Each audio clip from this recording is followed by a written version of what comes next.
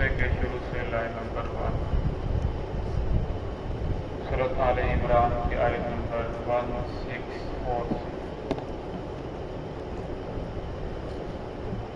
اعوذ باللہ من الشیطان الرجیم، بسم اللہ الرحمن الرحیم۔ اولما اصابتکم مصیبۃ قد اصابتم مثلیہا قلتم انا هذا قل هو من عند أنفسكم إن الله على كل شيء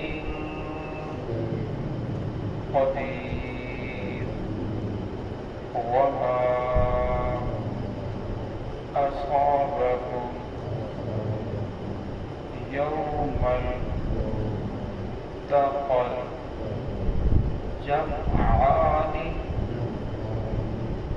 فبإذن الله وليعلم المؤمنين۔ بسم الله الرحمن الرحيم۔ أولما أصابتكم مصيبة قد أصبتم مثليها قلتم أنى هذا قل هو من عند أنفسكم إن الله على كل شيء قدير وما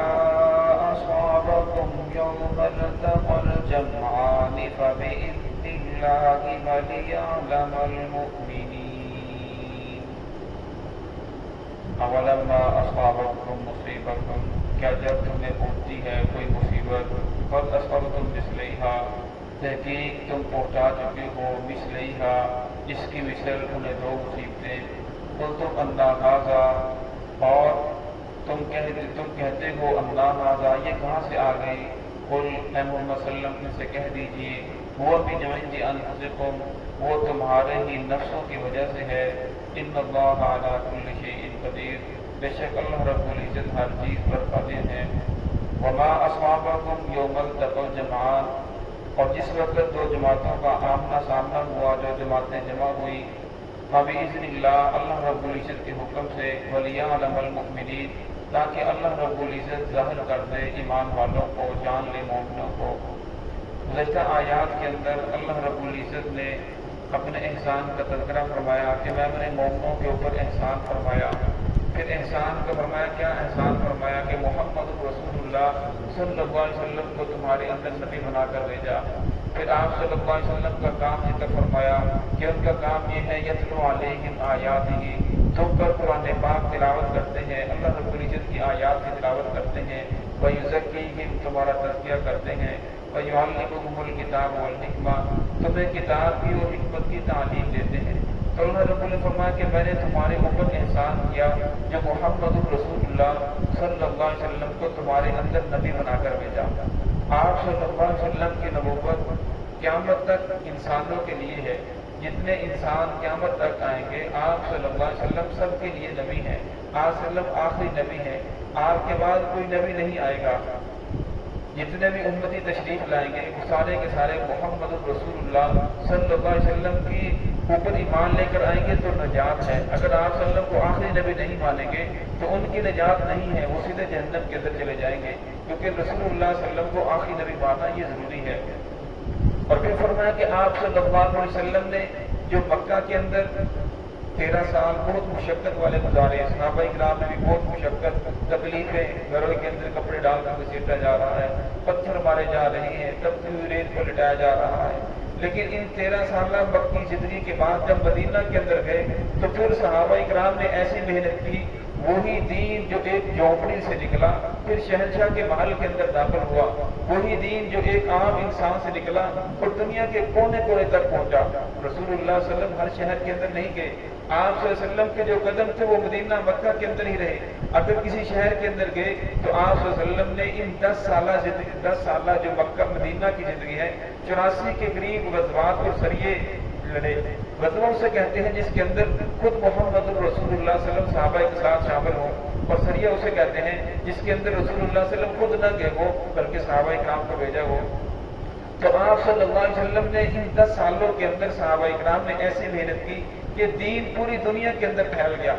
تو پھر صحابہ کرام کو ان جو غزوات ہوئے، صحابہ کرام کو تکلیفیں بھی پہنچی، کچھ صحابہ کرام شہید بھی ہوئے، کچھ زخمی بھی ہوئے، کسی کا والد چلا گیا، کسی کا بیٹا چلا گیا، اس طرح صحابہ کرام کے اوپر تکلیفیں بھی آئی۔ اور جو غزوہ احد کے اندر صحابہ کرام کو تکلیف آئی، اس سے سب سے بڑی جو تکلیف تھی وہ محمد رسول اللہ صلی اللہ علیہ وسلم کی تکلیف تھی کہ آپ صلی اللہ علیہ وسلم کے دندان مبارک شہید ہو گئے، چہرہ انور زخمی ہے، سر زخمی ہے، خون بہ رہا ہے، خون بند نہیں ہو رہا۔ تو صحابہ کرام کو یہ بہت زیادہ تکلیف تھی، اتنی تکلیف تھی کہ زندگی کے اندر صحابہ کرام کو ایسی تکلیف نہیں ہوئی۔ تو پھر اللہ رب العزت نے صحابہ کرام کی تسلی کے لیے یہ آیات نازل فرمائی، فرمایا کوئی بات نہیں ہے، اگر ایسا ہوا ہے تو یہ بھی اللہ رب العزت کی طرف سے ہے، تمہاری ایک خطا کی وجہ سے ہے۔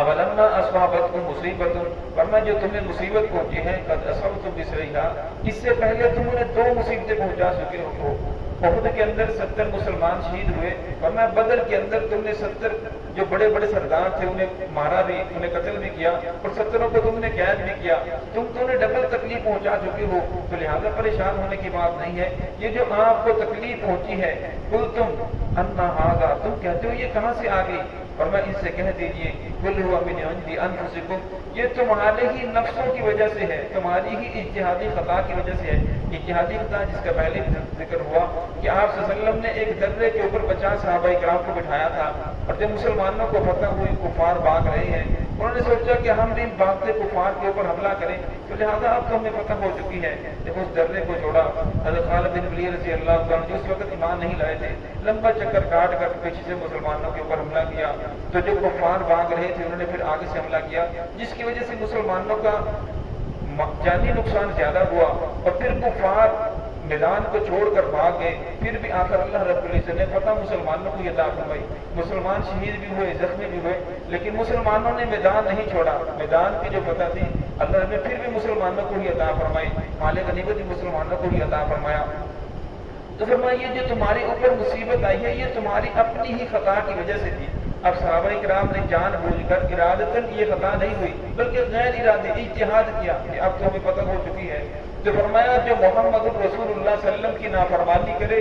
اجتہادی طور پر، غیر ارادی طور پر، ہمیں اس کی تکلیف انسان کو دنیا کے اندر پہنچی ہے، اور فرمایا جو جان بوجھ کر کرے فرمایا اس کی دنیا کے اندر ہی پہنچی ہے اور آخرت کے اندر ہی پہنچی ہے۔ آج ہم دیکھ لیں کہ جو عام انسان ہے، ایک مزدوری کرنے والا، اس کے پاس تو نماز پڑھنے کی فرصت ہی نہیں ہے، اسے ٹائم ہی نہیں ملتا، وہ کہتا کیا کروں، میرے پاس تو ٹائم ہی نہیں ہے، وقت ہی نہیں بچتا۔ اگر وہ نماز پڑھتا بھی ہے، جب اسے کوئی ہلکی سی بیماری آتی ہے، پریشانی آتی ہے، تو فرمایا سب سے پہلے وہ نماز چھوڑتا ہے، کھانا بھی کھاتا ہے، آرام بھی کرتا ہے، باقی سب کام بھی کرتا ہے، دکان پر بھی جاتا ہے، دکانداری بھی کر رہا ہے، فرمایا سب سے پہلے وہ نماز کو چھوڑتا ہے۔ اور فرمایا اسی طرح نماز کو ایک معمولی چیز سمجھ لیا، اکثر لوگ نماز وقت کا ٹائم ہوتا ہے لیکن اس کی پرواہ ہی نہیں کرتے۔ فرمایا آج جو مسلمان مظلوم ہے، ایک پریشانی ختم ہوتی ہے دوسری پریشانی ہوتی ہے تیسری پریشانی کے اندر قرآن پاک کی آیت ہے، فرمایا ایک اللہ رب فرماتے ہیں ایک سال کے اندر یہ 2 مرتبہ عذاب کے اندر مبتلا کیے جاتے ہیں، پھر بھی فرمایا اسی طرح کے اوپر آنے کے لیے تیار نہیں۔ ہاں امت مسلمہ کا حال یہی ہے۔